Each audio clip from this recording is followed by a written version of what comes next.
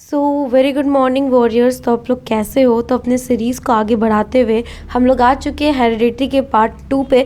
फटाफट मैं आपको प्रीवियस वाला थोड़ा क्रॉस पॉलिनेशन समझा देती हूँ कि आपको ड्रॉ करने में एग्जाम में हेल्प हो। उसके बाद 2 टॉपिक बचे, फटाफट खत्म हो जाएंगे। 15 to 20 मिनट्स का ये लेक्चर है। ओके चलो देखो, होता क्या है, हम लोग को पहले बताया था कि एक ट्रेट का इस्तेमाल करके हम लोग पॉलिनेशन कर रहे हैं। क्या कर रहे हैं? एक ट्रेट का, दैट वाज टॉल प्लांट और शॉर्ट प्लांट। ये दो ट्रेट का एक ट्रेट है दो प्रकार के, जिसमें टॉल को कैपिटल टी से डिनोट किया था और शॉर्ट को स्मॉल डबल टी से डिनोट किया गया था। ये लोग एक दूसरे को पहले क्या किए? डिस्ट्रीब्यूट किए। ओके, पहले ये लोग एक दूसरे को क्या किए? डिस्ट्रीब्यूट किए। ये कैपिटल टी में, ये कैपिटल टी में, ये स्मॉल टी में, ये स्मॉल टी में। इसी प्रॉपर्टी को क्या बोलते हैं, और इसी लॉ को, यहाँ पे एक लॉ डिफाइंड होता है, that was law of segregation. ठीक है, क्या बोलते हैं? That was law of segregation. उसके बाद ये सब एक दूसरे के साथ क्या करते हैं? पॉलिनेशन कराते हैं। देखो, जैसे ये इसके साथ, फिर ये दूसरे वाला के साथ भी, ये इसके साथ, फिर ये दूसरे वाला के साथ भी। तो सारे के सारे में एक ही चीज़ बन रहा है, capital T small T, capital T small T.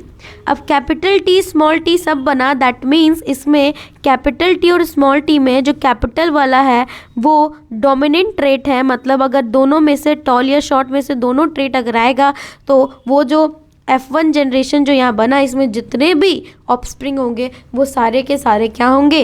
Toll पैदा होंगे। इसीलिए F1 प्रेगनेंसी में सारे प्लांट टॉल हुए थे और हमें लगा कि क्या हुआ, ये सेकेंड वाले जो पेरेंट है उसका ट्रेट हम में आया ही नहीं, बट ऑफस्प्रिंग में दोनों के ट्रेट आते हैं। बट डिपेंड करता है डोमिनेंसी पे कि किसका ट्रेट डोमिनेट करेगा और चिल्ड्रन में दिखेगा। और यहाँ पे आते हैं called law, that is called law of dominance. Law of segregation समझ गए, कैसे सेग्रीगेट करके पॉलिनेशन करते हैं, और फिर लॉ ऑफ डोमिनेंस पे डिपेंड करते हैं। और जितने भी ट्रेट होता है वो इंडिपेंडेंटली इनहेरिट होता है, चाहे वो शॉर्ट मदर का ट्रेट हो, चाहे वो शॉर्ट मदर का ट्रेट हो, चाहे वो टॉलर इंडिविजुअल का ट्रेट हो। दोनों एक दूसरे के साथ इंडिविजुअली ऑफस्प्रिंग में आता है। अंतर इतना ही होता है, जो डोमिनेटिंग होगा वो डोमिनेट कर जाएगा और उसी के बेसिस पे चिल्ड्रन होगा। अब second number pollinating power, pollinating progeny कराते हैं, जिसमें हम लोग ने किसके बीच में ये पॉलिनेशन कराया? F1 जनरेशन के ऑफस्प्रिंग के बीच में। ये पहले सेग्रीगेट करेंगे, टी और स्मॉल टी, कैपिटल टी और स्मॉल टी, सबने सेग्रीगेट किया। ठीक है, तब क्या मिला उनको? डबल टी एगो, 2 स्मॉल टी एगो और 2 कैपिटल और स्मॉल टी। तो दैट मीन्स 3 तो टॉल निकलेंगे क्योंकि इन तीनों में कैपिटल टी आ गया। तो 3:1 क्या हो गया? Phenotypic ratio. 3:1 क्या हो गया? Phenotypic ratio. फिनोटाइपिक रेशियो क्या होता है? Phenotypic ratio is a that type of ratio जिसमें तुमको नेकेड आई से देख के तुम पता कर रहे हो कि कैसा टाइप का रेशियो मिला हमें, कैसा टाइप का परसेंटेज मिला। तो देख के करोगे तो 3 प्लांट तो टॉल निकलेंगे क्योंकि 3 गो में कैपिटल टी आ रहा है, एक भी आ रहा है लेकिन आ रहा है ना, क्योंकि वो डोमिनेटिंग है। बाकी एक में 2 स्मॉल टी आ रहा है और वो 2 स्मॉल टी ही उस प्लांट को शॉर्ट बना देगा। इट मीन्स F2 प्रेगनेंसी में हमें देखने को मिला, क्या हमने पढ़ा था कि हमें F2 प्रेगनेंसी में क्या देखने को मिला कि एक शॉर्ट प्लांट आ रहा है। मतलब कि ऑफस्प्रिंग में क्या होता है? ऑफस्प्रिंग भले ही एक ट्रेट को डिटरमाइन करे लेकिन दोनों ट्रेट की अपीयरेंस होती है, डिपेंड करता है डोमिनेटिंग पावर पे। जो ट्रेट डोमिनेट कर जाएगा वो उसका चीज़ दिखाएगा या उसका अपीयरेंस दिखाएगा। जैसे मैंने एग्जांपल दी थी कर्ली हेयर और स्ट्रेट हेयर की। अगर मदर के पास कर्ली हेयर और फादर के पास स्ट्रेट है तो ये डिपेंड करता है ऑफस्प्रिंग में वो चीज़ डोमिनेंट होगी जो डोमिनेटिंग ट्रेट होगा, और चिल्ड्रन का फिर कर्ली और क्या होगा, या फिर कर्ली होगा या फिर स्ट्रेट होगा, जो उस पे डोमिनेट कर जाएगा वो चीज़। तो how do this trait get expressed? ये ट्रेट एक्सप्रेस्ड कैसे होते हैं? देखो, हाउ डज द उसी तरह एक और चीज़, ये पढ़ने से पहले एक और चीज़ बता देती हूँ। ये तो मैंने एक ट्रेट के ऊपर देखा, दैट इज़ टॉल और शॉर्ट, मतलब लेंथ के बेसिस पे देखा, लेकिन ये चीज़ तुमको 2 ट्रेट पे करके भी दिखाना है। पूछता है एग्जाम पे, ये 2 ट्रेट वाला ज़्यादा इंपॉर्टेंट है। ये भी करके दिखा देती हूँ क्योंकि मुझे लगता है जान लो तो बेटर है। तो देखो यहाँ पे क्या चीज़, हमने 2 ट्रेट उठाया, वही 2 ट्रेट में से 2 टॉल उठा लिया और एक राउंड उठा लेते हैं। राउंड और व्रिंकल भी 2 था, तो 2 ट्रेट उठा लिया टॉल वाला और 2 उठा लिया राउंड, 2 स्मॉल वाला और 2 उठा लिया क्या व्रिंकल वाला। Small R wrinkle, capital R round, small T shorter और कैपिटल टी टॉलर। ठीक है, पहले ये सब एक दूसरे को क्या करेंगे, पहले एक दूसरे के साथ सेग्रीगेट करेंगे, उसके बाद क्या होगा, पॉलिनेशन होगा। तो पहले इस दोनों एक दूसरे को सेग्रीगेट करेंगे, टी आर, फिर ये टी आर और टी आर। फिर ये पॉलिनेटिंग जब करेंगे एक दूसरे के साथ, तुम देखो सबके पास एक ही आएगा, that is capital T small T capital R small R. उसके बाद ये इस वाले जब F1 प्रोजेंसी में सब यही आए, तो अब इस वाले 2 के साथ क्या करोगे, आप पॉलिनेशन कराओगे। क्या करके पहले, तो इस केस में आपको 8 बॉक्स बनाने पड़ते हैं, 1 2 3 4, 1 2 3 4। ठीक है, एक जगह R small R capital R के साथ कैपिटल टी लिखो, कैपिटल आर के साथ स्मॉल टी लिखो, स्मॉल आर के साथ कैपिटल टी लिखो, स्मॉल आर के साथ स्मॉल टी लिखो। ऐसे बनाया जाता है, इस चीज़ को याद रखना। और यही चीज़ तुमको यहाँ पे भी लिखना है। ठीक है, अब उसके बाद क्या, कैपिटल यहाँ पे क्या लिखा था, capital R capital T, capital R small T, small R capital T और स्मॉल आर स्मॉल टी। तो इस दोनों को कराओ तो क्या आएगा, कैपिटल आर कैपिटल टी। तो डोमिनेटिंग हो गया, तो क्या निकलेगा, पहला टॉल भी निकलेगा और राउंड शेप वाले सीट भी निकलेंगे। ये ऐसे ही तुमको फिलअप करना है जो यहाँ पे बॉक्स बना के दिया हुआ है तुमको। ठीक है, I hope that you understand कि पॉलिनेशन कैसे करना है, याद रखना, क्योंकि पेपर में पूछते हैं कि so the pollination of between the 2 trait. ज़्यादातर सिंगल ट्रेट ही आते हैं, बट 2 ट्रेट इंपॉर्टेंट होते हैं, क्योंकि आएंगे तो बड़े मार्क्स कैरी करके आएंगे। और ये तो कन्फर्म ही समझो कि अगर पॉलिनेटिंग वाला, पॉलिनेशन से यही टॉपिक से क्वेश्चन आते हैं, और आते हैं तो अगर 1 ट्रेट वाले आएंगे तब तो तुम बना लोगे, लेकिन 2 ट्रेट वाले आ गए तब तो बहुत इंपॉर्टेंट है, क्योंकि वो बहुत मार्क्स वाले आते हैं। अब देखो, मैंने बताया कि जब जिस केस में 1 ट्रेट इन्वॉल्व था, क्या था, 1 ट्रेट इन्वॉल्व था, उस केस में हमने पढ़ा फिनोटाइपिक रेशियो। फिनोटाइपिक रेशियो का मतलब क्या, अपीयरेंस क्या आया। अपीयरेंस हमने देखा F1 जनरेशन में, बता रही हूँ F1 जनरेशन में क्या, कि 3:1 3:1 not, it is all. Phenotypic ratio में क्या आया, फिनोटाइपिक रेशियो देखा जाए तो सब तो टॉल ही निकले, कोई शॉर्ट निकला, सब तो टॉल ही निकले। फिनोटाइपिक अपीयरेंस में तो सब टॉल है, बट ये प्रोजेंसी आता है F2 जनरेशन में, क्योंकि F2 जनरेशन में हमें चेंज देखने को मिला, क्योंकि F1 में तो सब सेम थे।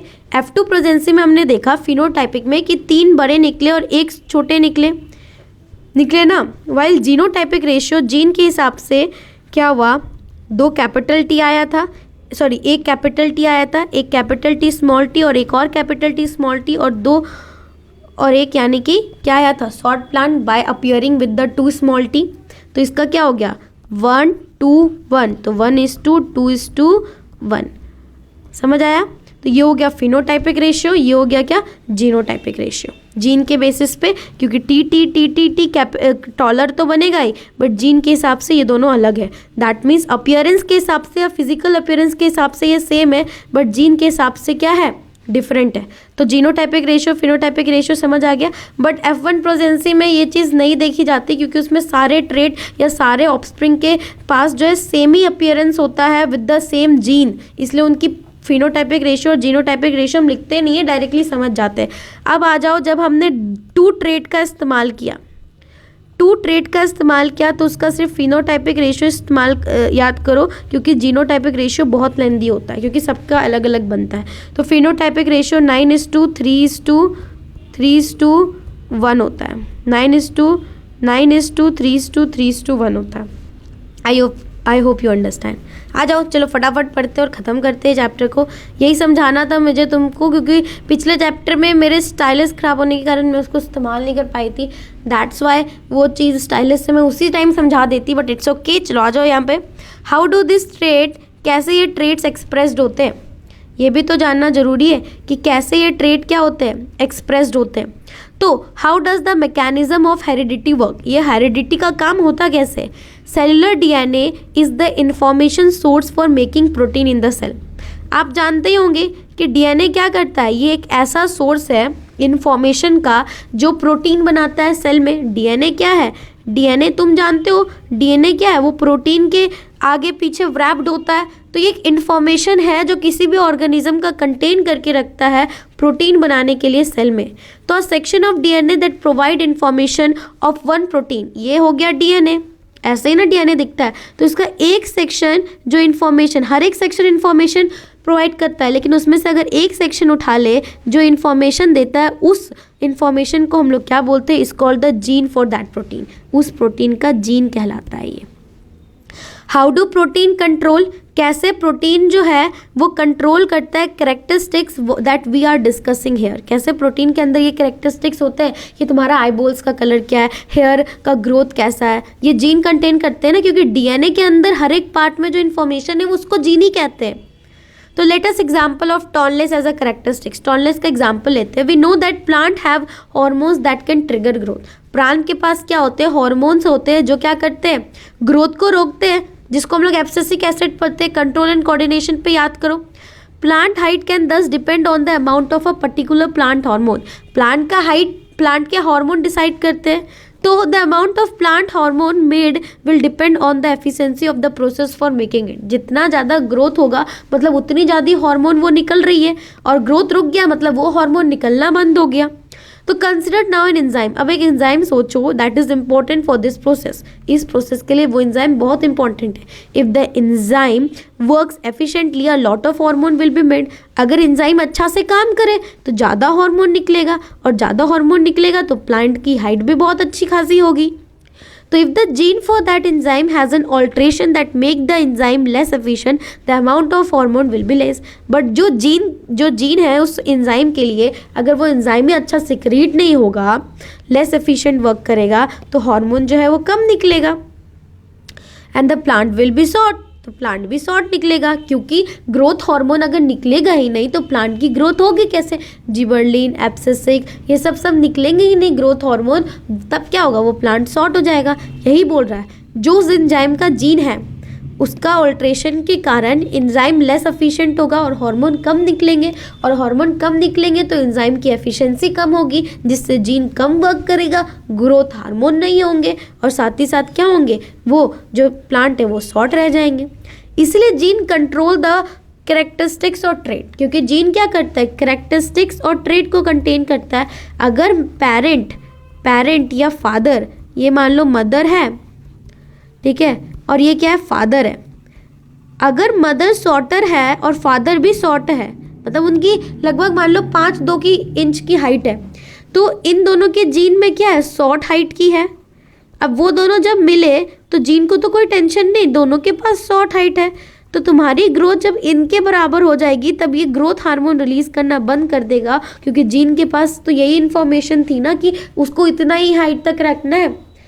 तो जीन क्या करेगा? जीन जो है उस एंजाइम का, हाइट बढ़ाने वाले एंजाइम का, वो हार्मोन को लेस एफिशिएंट करेगा और हार्मोन कम निकलेगा, इसलिए तुम्हारी हाइट तुम्हारे पेरेंट्स जैसे रह जाएगी। एक्सेप्शन होती है हर किसी में, I am not talking about the exception.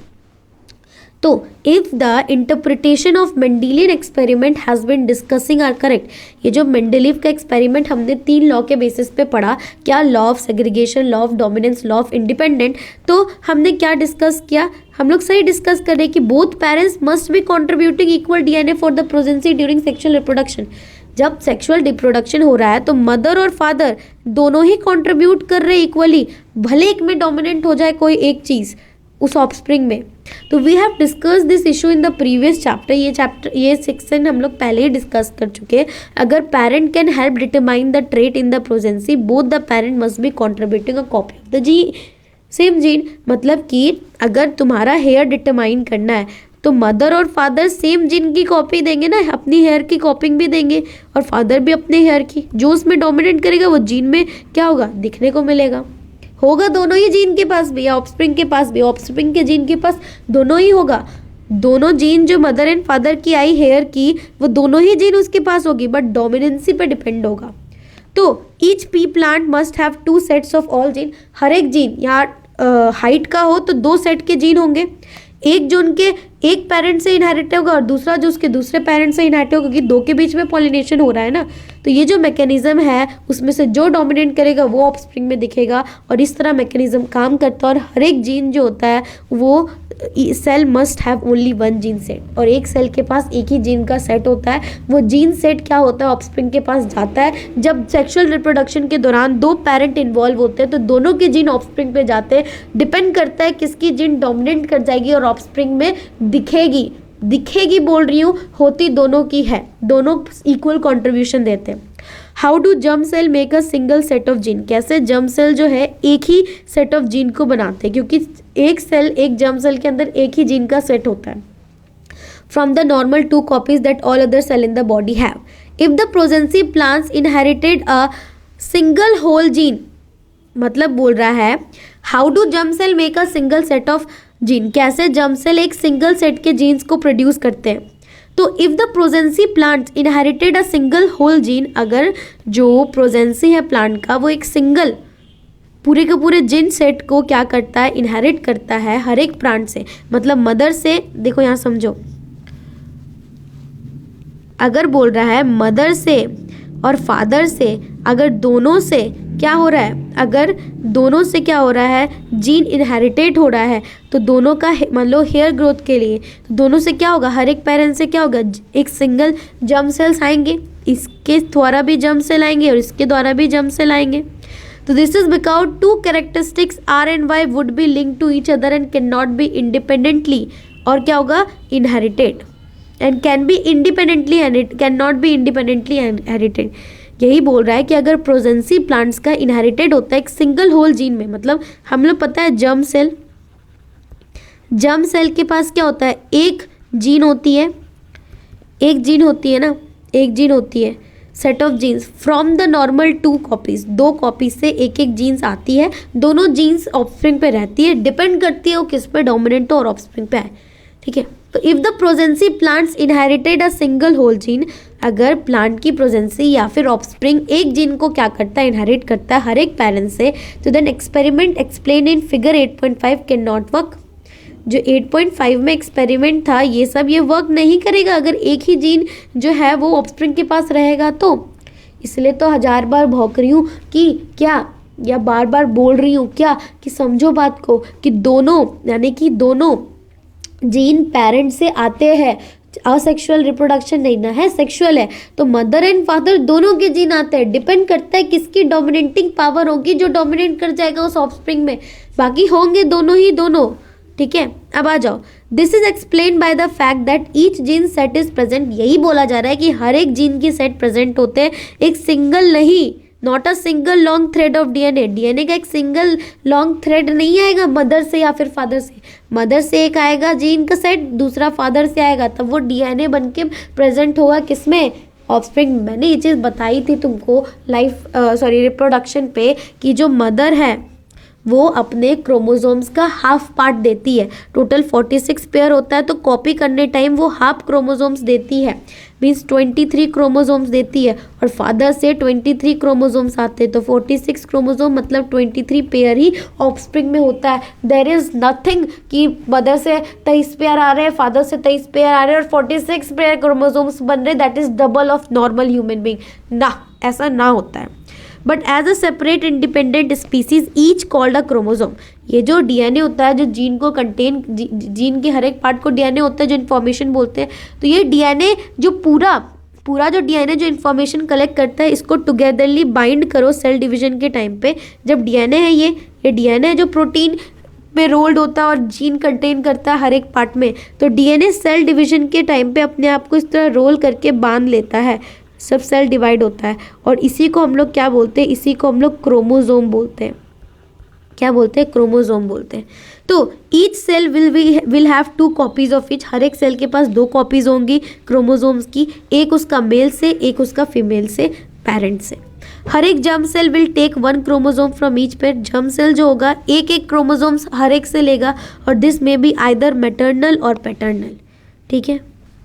वही चीज़ बोला जा रहा है, हर एक दोनों के दोनों क्या होते हैं, दोनों के जीन प्रेजेंट होते हैं। अब ऑफस्प्रिंग दोनों के जीन लेता है, देखो ध्यान से समझो, यहाँ पे बहुत इंपॉर्टेंट पार्ट बोली गई है। Thus each cell will have 2 copies, हर एक सेल का 2 कॉपी होता है क्रोमोसोम्स का, 2 कॉपी होता है ना, हर एक क्रोमोसोम्स का 2 कॉपी होता है। 1 each from the male and female, और 2 कॉपीज में से एक मेल का होता है एक फीमेल का होता है। Every germ cell will take 1 chromosome from each pair, हर एक जर्म सेल एक एक पेयर लेता है दोनों मदर एंड फादर से, and this may be either maternal or paternal, उनमें से कोई एक मैटरनल होगा तो दूसरा पैटर्नल होगा। When 2 germ cell combine, जब 2 germ cell जो मदर और फादर दोनों से आया वो कंबाइन करेंगे, they will restore the normal number of chromosomes, जो मैंने वहाँ बताया कि क्या होता है वही चीज़ बताई जा रही है। Each cell will have 2 copies, हर एक सेल का 2 कॉपी बनता है। मदर अपने डीएनए या सेल की कॉपी की तो उसका 2 कॉपी बना, एक ओरिजिनल वाला और एक जो डुप्लीकेट वाला बना। ओरिजिनल वाला मदर अपने पास रख लेती है, डुप्लीकेट वाला अपने ऑफस्प्रिंग को देख लेती है। फादर भी ऐसे ही करता है, 2 कॉपीज़ बनाते, एक अपने पास और एक दूसरा। 1 each from the male and female parent, दोनों एक दूसरे के साथ आता है, एक मेल से आता है एक फीमेल से आता है chromosomes. Half pair of chromosomes mother देती है, half pair of chromosomes father देता है, और वो टोटल पेयर ऑफ क्रोमोसोम्स बन जाता है किसमें, दैट वाज 23 पेयर्स, या फिर 46 क्रोमोसोम्स किसमें बन जाता है, ऑफस्प्रिंग में। यही होता है डीएनए की stability on the offspring. Such a mechanism of inheritance explain the result of Mendeleev, और ये चीज़ एक्सप्लेन करने का पूरा हकदार मेंडलीव को जाता है। And it is used by the all the sexual reproducing organism, और ये सब कोई सेक्सुअली रिप्रोड्यूसिंग ऑर्गेनिज्म जो भी सेक्सुअली रिप्रोड्यूस करते ये सबके द्वारा इस्तेमाल की जाती है। इसके आगे अभी तुम पढ़ोगे तो और क्लियरिटी आ जाएगी, ठीक है। But asexual reproducing organism also similar rule of inheritance and can B work out how the inheritance. देखो सेक्सुअल में तो थोड़ा प्रॉब्लम्स आते हैं क्योंकि 2 पेरेंट मिल रहे हैं, अगर दोनों सेम नंबर ऑफ क्रोमोसोम्स दे देंगे तो उसमें 46 इंटू 2 पेयर्स 46 इंटू 2 क्रोमोसोम्स हो जाएंगे, यानी कि कितने 46 पेयर्स क्रोमोसोम्स हो जाएंगे। लेकिन यही चीज़ से असेक्सुअल रिप्रोडक्शन बचा रहता है क्योंकि एक ऑर्गेनिज्म होता है वो कॉपी करता है डीएनए को, तो एक अपने पास रखता है और एक अपने डॉटर सेल्स को दे देता है, जो इक्वल नंबर ऑफ क्रोमोसोम्स आता है। आ जाओ सेक्स डिटर्मिनेशन, यहाँ से पता चलता है। और ये टॉपिक पढ़ के एक बहुत बड़ा डाउट तुम्हारे और एक बहुत बड़ा शंका किसी भी एक ह्यूमन बींग्स में ख़त्म होगी कि चाहे बच्चा लड़की पैदा हो चाहे बच्चा लड़का पैदा हो, उसके लिए मदर रिस्पॉन्सिबल नहीं होती, फादर के जीन रिस्पॉन्सिबल होते हैं। और उसके लिए भी फादर रिस्पॉन्सिबल नहीं होते, वो रिस्पॉन्सिबिलिटी जीन्स की होती है, जब जिसका मन करेगा तभी जाएगा। So we have discussed that the idea that two sex participating in sexual reproduction must be somewhat different from each other, मतलब for a number of reason. देखो 2 सेक्स जब एक दूसरे से क्या करते हैं, सेक्सुअल एक्ट्स में आते हैं for doing the sexual reproduction, तो वो दोनों एक दूसरे से क्या होने चाहिए, अलग होने चाहिए। एक मेल होना चाहिए एक फीमेल होना चाहिए, क्योंकि मेल तो कभी नहीं कर पाएंगे, क्योंकि रिप्रोडक्शन तभी होता है या फर्टिलाइजेशन तभी होता है जब एक male germ cell female germ cell के साथ क्या करता है, फर्टिलाइज करता है। तो how is the sex of newborn individual determine, तो एक न्यूबॉर्न इंडिविजुअल का सेक्स कैसे डिटरमाइन करेंगे कि वो लड़का है कि लड़की है। तो different species use very different strategy for this, अलग अलग स्पीसीज अलग अलग करते हैं। हम फिलहाल ह्यूमन के बारे में बात करते हैं। Some really entirely on environmental cues, देखो अलग अलग स्पीसीज अलग अलग करते हैं, ह्यूमंस में अलग होता है, अलग अलग जानवर अलग अलग तरीके से ये सेक्स डिटरमाइनेशन होता है। और कुछ में इन्वायरमेंटल भी बहुत बड़ा फैक्ट जो है क्या करता है, मायने रखता है। यहाँ कुछ पढ़ेंगे, देखो दस कुछ एनिमल्स में जैसे कि few reptiles, some animals like few reptiles, कुछ छिपकली में क्या होता है, temperature at which fertilise egg are keep determine whether the animal developing in the egg will be made male और फीमेल। एक टेम्परेचर जिसमें एग फर्टिलाइज हो रहा है किसी भी रेप्टाइल्स का, वो या फिर मेल होंगे या फिर फीमेल होंगे। In other animals such as snail, snails के केस में individual can change sex indicating that sex is not genetically determined. वो जो स्नेल जो रिप्रोड्यूस कर रहा है वो अपने आप उसका सेक्स चेंज कर सकता है, ठीक है। इंडिविजुअल अपने आप से सेक्स चेंज कर सकते हैं, इसका मतलब सेक्स जो है वो जेनेटिकली डिटरमाइंड नहीं है। हावेवर ह्यूमन बींग्स में ये जो सेक्स है इंडिविजुअल का वो लार्जली जेनेटिकली डिटरमाइंड होता है, जीन के बेसिस पे डिटरमाइंड होता है। जो जीन आएगा वही सेक्स वाला ऑफस्प्रिंग पैदा होगा, अदरवाइज स्नेल्स में ये नहीं होता। और रेप्टाइल्स में तो आपने पढ़ा टेम्परेचर डिपेंड करते हैं मेल और फीमेल के डेवलपिंग फर्टिलाइज एग्स के लिए। दूसरे शब्द में बताए तो gene inherited from our parent decide whether we will boy और गर्ल। जो जीन हमारे पेरेंट्स से आते हैं वो डिसाइड करते हैं कि वो डिसाइड करते हैं कि जो ऑफस्प्रिंग है वो बेबी गर्ल होगी या बेबी बॉय होगा। But so far we have assume that similar gene sets are inherited from both parents. We have assume, हमने सोचा कि एक ही जैसा जीन्स दोनों पेरेंट्स से आता होगा। If it is the case how can genetic inheritance determine sex. अगर दोनों से एक ही जैसा जीन आता तब लड़का और लड़की होती ही नहीं, या फिर लड़का होता या फिर लड़की होती, यही तो बात है ना। अगर दैट इज़ द केस, अगर वैसा केस होता तो जेनेटिक डिफरेंस या जेनेटिक इनहेरिटेंस डिटर्मिनेशन सेक्स होता ही नहीं, दोनों से अलग अलग सेक्स आते हैं। देखो, the explanation lies in the fact that, ये जो एक्सप्लेनेशन है इसमें वो फैक्ट है, chromosomes are not paired. All human beings chromosomes are not paired. जितने भी ह्यूमन बींग्स के क्रोमोजोम्स हैं वो सारे के सारे पेयर्ड नहीं होते। ये जर्म सेल्स होते हैं जिसको हम लोग सेक्स क्रोमोजोम्स बोलते हैं। Most human chromosomes have a maternal or paternal copy. ज़्यादातर जितने भी ह्यूमन क्रोमोजोम्स होते हैं उसके एक मैटरनल कॉपी होता है और एक पैटर्नल कॉपी होता है, तब जाके तो एक डेफिनेट नंबर ऑफ क्या बनता है, क्रोमोजोम्स के अमाउंट बनते हैं। तो हमारे पास 22 ऑटोनॉमल पेयर क्रोमोजोम्स होते हैं जिनके एक मैटरनल होते हैं और एक पैटर्नल होते हैं।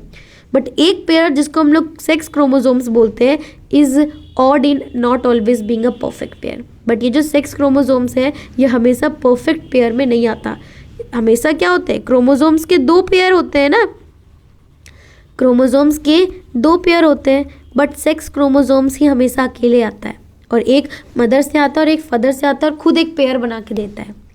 तो women have perfect pair of sex chromosomes both x. तो जो वुमेन के पास जो क्रोमोजोम्स के पेयर होते हैं that is called both X, 2 X होते हैं वुमेन के पास।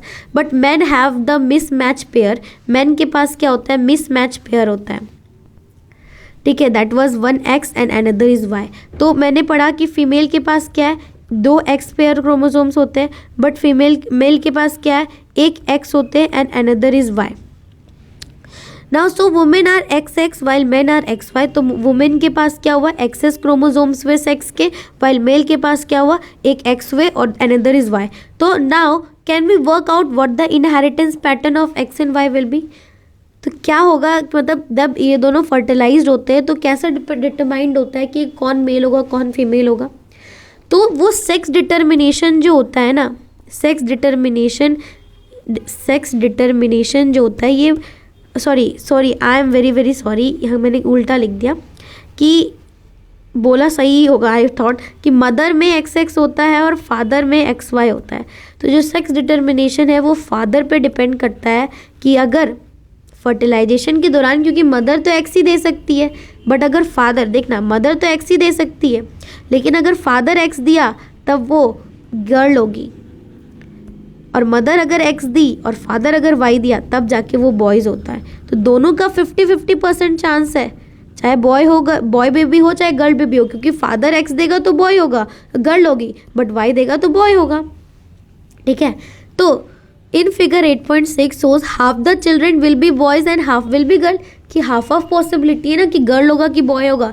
All the children will inherited as an X chromosome from their mother. से कोई डिपेंडेंसी नहीं है, मदर हमेशा एक्स ही देंगी, मदर हमेशा एक्स ही देंगी। और वेदर दे आर बॉय और गर्ल, चाहे बॉय हो चाहे गर्ल हो, मदर से हमेशा एक्स क्रोमोजोम ही आएगा। लेकिन फादर पर डिपेंड करता है वो एक्स दे या फिर क्या दे, एक्स दे या फिर वाई दे। एक्स देंगे तो गर्ल होगा, वाई देंगे तो बॉय होगा। तो इसलिए सेक्स जो है चिल्ड्रन का वो फादर क्या करते हैं, डिटरमाइन करते हैं, दे इनहेरिटेड फ्रॉम देयर फादर। जो बॉय होगा बेबी या गर्ल होगा वो चीज़ की डिपेंडेंसी किस पे होती है, तुम्हारे पापा पे। पापा अगर वाई क्रोमोजोम्स, पापा से अगर जीन वाई की आती तो बॉय होते हैं और एक्स की आती तो गर्ल होते हैं। तो child who inherited x chromosomes from father, अगर जो चाइल्ड अपने फादर से एक्स क्रोमोजोम्स इनहेरिटेट करते हैं वो बेबी गर्ल होती है, बाकी जो वाई क्रोमोजोम्स इनहेरिट करते हैं वो बेबी बॉय होती है। यहाँ देख लो, समझ लो इसको भी, गैमेट्स है X and Y from the father sperm में, और ये हो गया एग जो फीमेल का होता है उसके पास एक्स एक्स होता है। तो अगर इससे एक एक्स आ रहा है और इससे एक एक्स आ रहा है तो that will be baby girl और फीमेल ऑफस्प्रिंग। बट इससे अगर एक्स, इससे तो एक्स ही आएगा, और इससे अगर वाई आ रहा है तो दैट विल बी बॉय। तो आई होप कि आप सेक्स डिटर्मिनेशन बहुत अच्छा से समझ गए होंगे, इसमें आपको अब कोई डाउट नहीं होगा। और मैंने आपको फिनोटाइपिक जीनोटाइपिक रेशियो बता दिए जो बुक में नहीं है बट तुम्हारे चैप्टर्स क्या तुम्हारे एग्जाम्स में पूछे जाते हैं। तो I hope that you understand this topic very well. तो यहाँ हेरिडिटी चैप्टर खत्म होता है। Thanks for watching. Please like and subscribe my channel.